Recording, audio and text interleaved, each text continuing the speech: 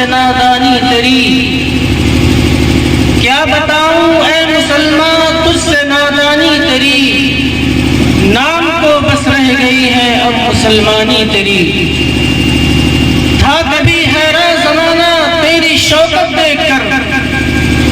تھا کبھی حیران زمانہ تیری شوکت دیکھ کر،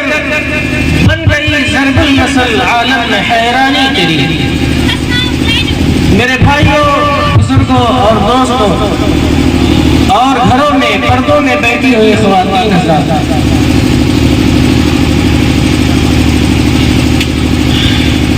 ہم تمام حضرات یہاں پہ دین کے نام پر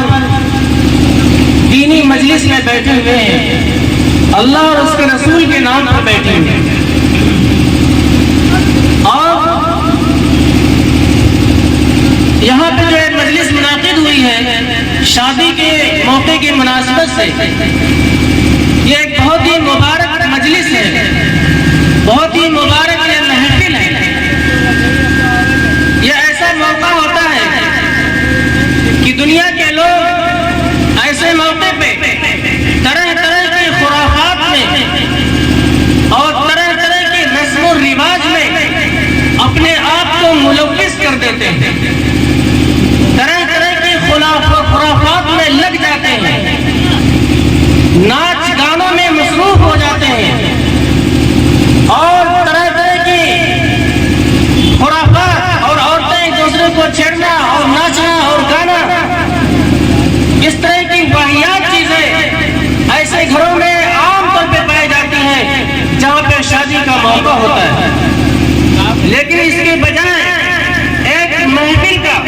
ایک دینی مجلس کا انعقاد کیا گیا۔ میرے بھائیوں کو دوستوں، اس مجلس کو منعقد کرنے والے بہت ہی خوش نصیب ہیں اور قابل مبارکباد ہیں۔ اور میرے بھائیوں، اس ایک چھوٹی سی مجلس جو ہم کو دیکھنے میں بہت ہی حقیر نظر آتی ہے،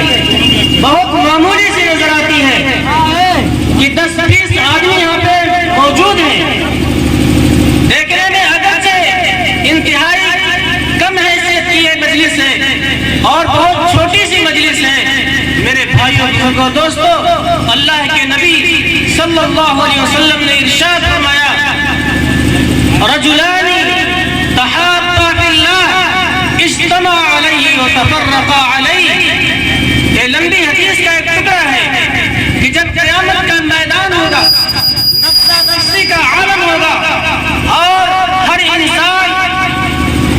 انسان پریشانی کے اندر مبتلا ہوگا، بہت ہی گھبراہٹ کا موقع ہوگا، بہت ہی سختی کا دن ہوگا، سورج سوار نیزے پہ آ جائے گا، تمام انسان اپنے گناہوں کی بقدر پسینوں میں غرق ہوں گے۔ میرے بھائیوں بزرگوں دوستوں، اس دن اللہ کے عرش کے سائے کے علاوہ کوئی سایہ نصیب نہیں ہوگا۔ تو ایسے سخت دن میں اور ایسے گھبراہٹ والے دن میں کچھ خوش نصیب لوگوں کو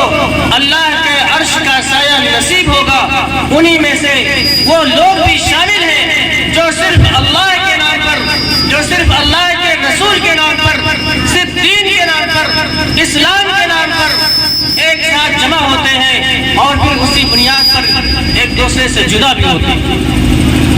تو میرے بھائیوں، کسی ایک چھوٹی سی مجلس میں اگر ہم جمع ہو رہے ہیں تو ظاہر ہے ہمارا دنیاوی کوئی مقصد نہیں ہے، ہمیں کوئی لالچ نہیں ہے، کوئی مال کی لالچ نہیں ہے یا کسی خزانے کی لالچ نہیں ہے، بلکہ ہم یہ صرف اللہ کے اور اللہ کے رسول صلی اللہ علیہ وسلم کی باتیں سننے کے لیے آپ پہ حاضر ہوئے ہیں۔ تو ظاہر ہے کہ یہ خوشخبری ہمارے لیے بھی انشاءاللہ ضرور ملے گی۔ میرے بھائیوں بزرگوں دوستوں، ابھی خطبہ میں نے ایک آیت کریمہ کی تلاوت کی۔ اس آیت کریمہ میں اور اس سے متصل دوسری آیات بھی ہیں، تقریباً 3 آیات ہیں، اور ان 3 آیات کے اندر اللہ تبارک و تعالی نے ایمان والوں کی چند صفات کا ذکر کیا، بتایا ہے کہ مسلمان کون ہے، ایمان والے کسے کہتے ہیں، ایمان والوں کی پہچان کیا ہے، مسلمانوں کی علامت کیا ہے، یہ علامت اور پہچان بتائے گی۔ تو اس آیت کریمہ کے اندر سب سے پہلی علامت جو اللہ تبارک و تعالیٰ نے فرمایا انما المؤمنون الذین اذا ذکر اللہ وجلت قلوبهم، کہ مومن تو وہ ہے، ایمان والے وہ ہیں کہ جب ان کے سامنے اللہ کا نام آتا ہے، اللہ کا ذکر آ جاتا ہے، ان کے دلوں پہ کپ کپی طاری ہو جاتی ہے، ان کے بدن پہ لرزہ طاری ہو جاتا ہے،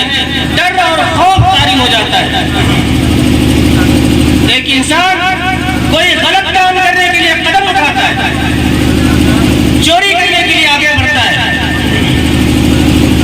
یا کسی کا حق مارنے کے لیے آگے بڑھتا ہے، کسی پہ ظلم کرنے کے لیے آگے بڑھتا ہے، لیکن اللہ کا نام سامنے آ جاتا ہے، اللہ کا نام سامنے آنے کے بعد، اللہ کا ذکر سامنے آنے کے بعد اس کے دل کے اندر اللہ کا خوف پیدا ہوتا ہے، اللہ کا ڈر پیدا ہوتا ہے، اور وہ اس گناہ سے بچ جاتا ہے، اس گناہ سے رک جاتا ہے۔ تو جیسے ہی اللہ کا ذکر کیا گیا، اللہ کا نام اس کے سامنے لیا گیا، فوراً اس کے دل کے اندر اللہ کا خوف پیدا ہوگا۔ اگر یہ صفت کسی انسان کے اندر موجود ہے تو پھر وہ انسان سچا اور پکا مومن کہلائے گا۔ اور اگر گناہوں کی طرف بڑھتا جا رہا ہے اور برے کاموں کی طرف جا رہا ہے، اللہ کا نام لینے کے باوجود بھی، اللہ کا ذکر کرنے کے باوجود بھی اس سے باز نہیں آ رہا، تو پھر سمجھ جائیے کہ اس کے اندر اللہ کا خوف نہیں ہے، یہ مسلمان نہیں۔ دوسری علامت اللہ تبارک و تعالیٰ نے ارشاد فرمائی وَإِذَا تُلِيَتْ عَلَيْهِمْ زَادَتْهُمْ إِيمَانًا وَإِذَا تُلِيَتْ عَلَيْهِمْ آيَاتُهُ زَادَتْهُمْ إِيمَانًا، جب ان کے سامنے اللہ کے قرآن کی آیات پڑھ کر سنائی جاتی ہیں، جب اس کے سامنے اللہ کے احکامات بیان کیے جاتے ہیں، قرآن کا ذکر کیا جاتا ہے، قرآن کی آیات پڑھ کے سنائی جاتی ہیں، تو پھر ایسے لوگوں کی ایمان میں تازگی پیدا ہو جاتا ہے، ان لوگوں کی ایمان میں اضافہ ہو جاتا ہے۔ تو اگر ایک انسان کے اندر قرآن کی آیات، اللہ کے احکامات اور اللہ کے حکم سننے کے بعد ایمان میں پختگی پیدا ہوتی ہے،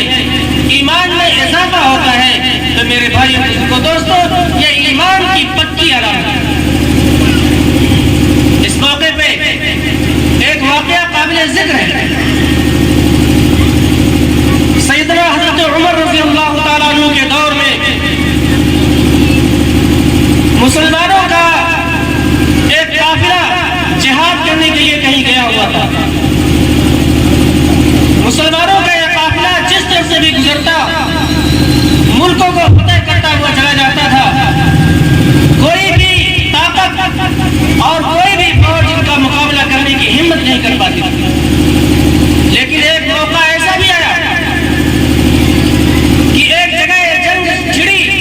اور یہ ہاتھوں پر مہینوں پہ محیط ہو گئی، ان کو فتح نصیب نہیں ہو رہی تھی۔ مسلمانوں کے سپہ سالار نے، اس فوج کے سردار نے سیدنا حضرت عمر رضی اللہ تعالیٰ عنہ کے پاس خط بھیجا، ایک قاصد دوڑایا کہ جا کر کے امیر المومنین رضی اللہ تعالیٰ عنہ کے سامنے اس پورے منظرنامے کو بیان کرو اور بتائیے کہ وہاں سے ہمارے لیے کیا ہدایات ہیں اور ہمیں فتح نصیب کیوں نہیں ہو رہی۔ حضرت عمر رضی اللہ تعالیٰ عنہ نے اس قاصد کو اپنے سامنے بٹھایا اور اس سے پورے حالات دریافت کیے۔ اس قاصد نے بتایا کہ جہاں سے مسلمانوں کو جنگ کے لیے جانا پڑتا ہے، راستے میں ایک بستی پڑتی ہے اور وہ عیسائیوں کی بستی ہے، وہاں پہ لڑکیاں اپنے بال کو کھول کر، اپنے دوسرے اعضاء کو ابھار کر، دوسرے سترے عورت کو کھول کر بیٹھ جاتے ہیں۔ جب مسلمان وہاں سے گزرتے ہیں تو شرمندگی سے اپنی نگاہیں نیچے تو کرنے کی کوشش کرتے ہیں، لیکن بہت سارے ایسے ایسے نوجوان ہیں جن کی اچٹتی ہوئی نگاہیں ان کے اوپر جا کے پڑ جاتی ہیں. حضرت عمر رضی اللہ تعالیٰ عنہ کو فوراً سمجھ میں آ گیا کہ یہ فتح کیوں نہیں ہو رہی ہے اور مسلمان یہاں پہ آگے کیوں نہیں بڑھ پا رہے ہیں, ان کی جیت کیوں نہیں نصیب ہو پا رہی. حضرت عمر رضی اللہ تعالیٰ عنہ نے ایک پرچہ منگایا اور اس پرچے پہ قرآن کریم کی ایک آیت لکھی, قُلْ لِلْمُؤْمِنِينَ يَغُضُّوا مِنْ أَبْصَارِهِمْ. اس کا ترجمہ یہ ہے کہ مومنوں سے کہہ دو, ایمان والوں سے کہہ دو کہ اپنی نگاہوں کی حفاظت کریں, اپنی نگاہوں کو نیچی رکھا کریں, اپنی نگاہوں کو اٹھا کے نہ رکھا کریں اور اپنے شرمگاہوں کی حفاظت کریں. یہ ان کے لیے زیادہ پاکیزگی کی چیز ہے.